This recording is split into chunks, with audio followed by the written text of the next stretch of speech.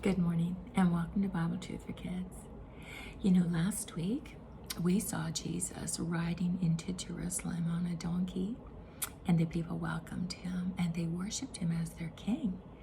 They fully expected that Jesus was now going to bring in his kingdom, but they didn't understand Jesus was not going to do that. Now, Sunday, the day when Jesus rode into Jerusalem, marked the last week of Jesus' life. But in the Gospel of John, we're only halfway through. So, what is John going to talk to us about now if Jesus only has 1 week left? Well, John is going to tell us about 3 days of that week. He's going to tell us about Thursday. That is the last day with the disciples. He's going to tell us about Friday. That's the day of suffering. He's going to tell us about Sunday, and that's the day of resurrection. But John is going to tell us a lot. He's going to spend a long time talking to us about Thursday, that last day with the disciples. So why does he do that?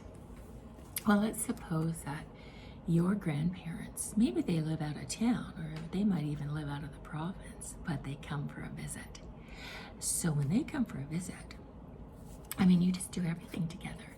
Maybe go to the beach, maybe you go hiking in the mountains or just out in the country.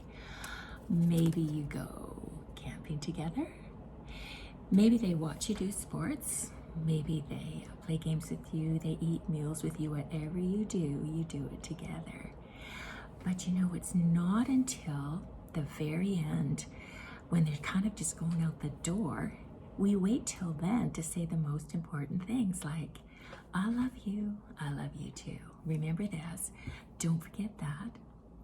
Well, that's a little bit of what Thursday night is like with the disciples, because Jesus is getting ready to go away, and he has a lot of things to tell his disciples before he goes. He wants to prepare them. He's going to give them some examples to follow. He's going to tell them what's going to happen shortly. He's going to give them some great promises to hold on to. He's going to tell them that he loves them, and he's going to pray for them.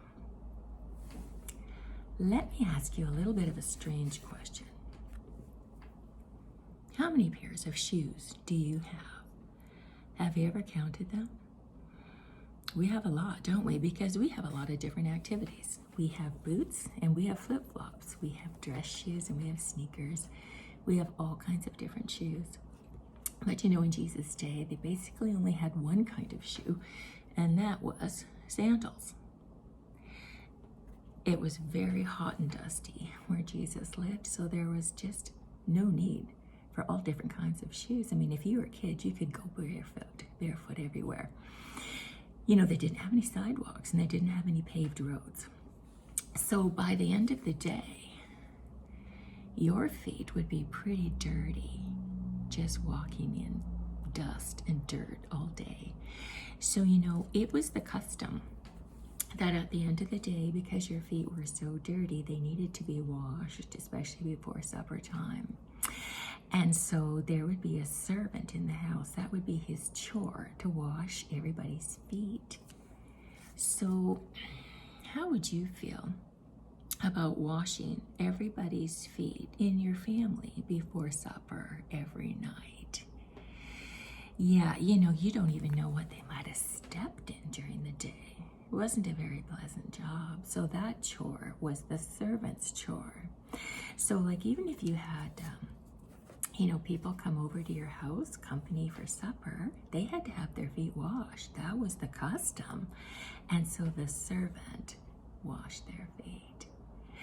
Now, for this supper, it's the feast of the Passover in Jerusalem, and the disciples and Jesus are going to eat that feast together. They don't really have a house. They don't own a house. So Jesus told the disciples, you go into the city and find us a room. And they did. They found a man who let them use their upper room. So they went there to prepare the Passover supper.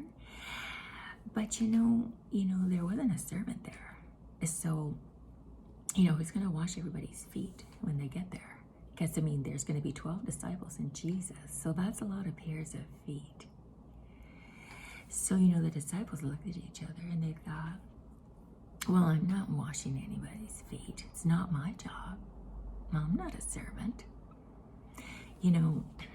The disciples were kind of known for arguing among themselves about who was the most important of Jesus' disciples. And so they decided, I'm not washing the feet. So nobody washed anybody's feet.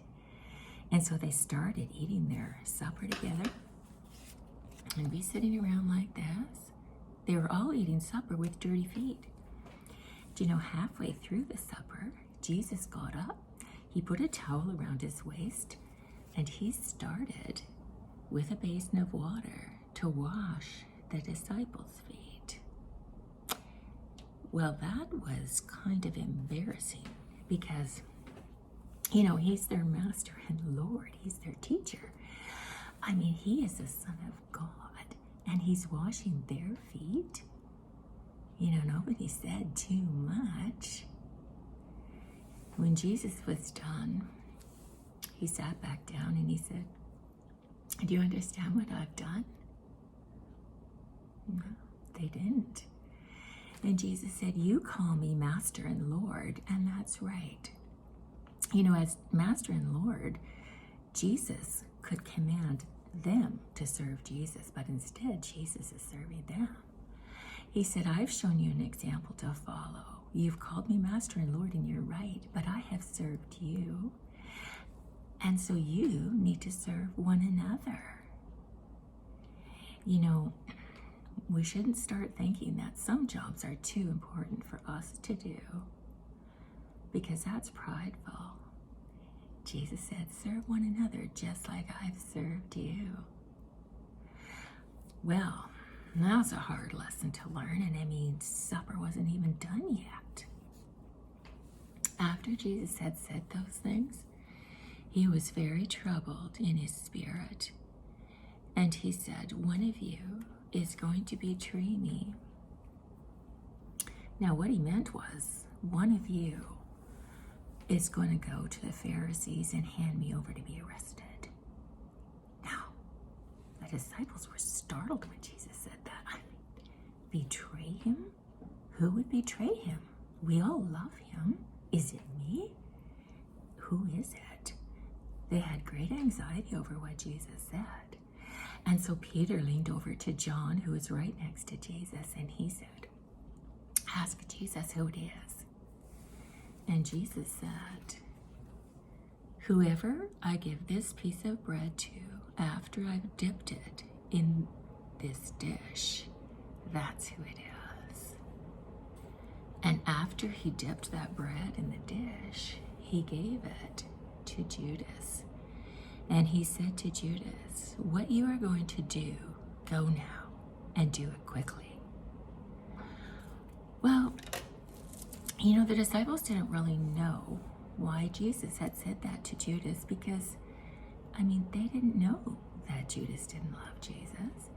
I mean, we know that Judas was in charge of the money bag, and that Judas used to take money for himself often out of the bag, but the disciples didn't know that.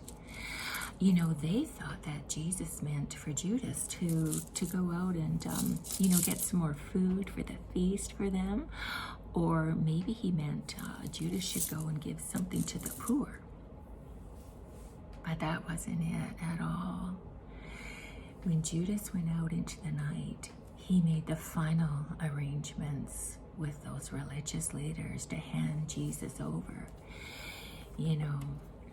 for 30 pieces of silver. Judas is going to tell them where they can find Jesus and where they can arrest him. Judas was the great pretender. None of the disciples knew that Judas wasn't a true follower of Jesus. I mean, Judas had been with Jesus for 3 years. He'd seen everything that Jesus had done, all those miracles, all of that teaching. He'd been with him for 3 years, but he was not a true believer. He was not. You know, after Judas went out into the night to finish up making his bargain, Jesus began to talk to the disciples and to have long conversations with them, which John's going to tell us about. You know, next week, Jesus is going to tell the disciples something that really confuses them and frightens them. But then Jesus is going to assure them that they do not need to be afraid. He is going to give them some great promises that they can hold on to. You know, we know that all of Jesus' promises are true. So next week, we'll find out what the first thing is that Jesus has to say to them. See you then.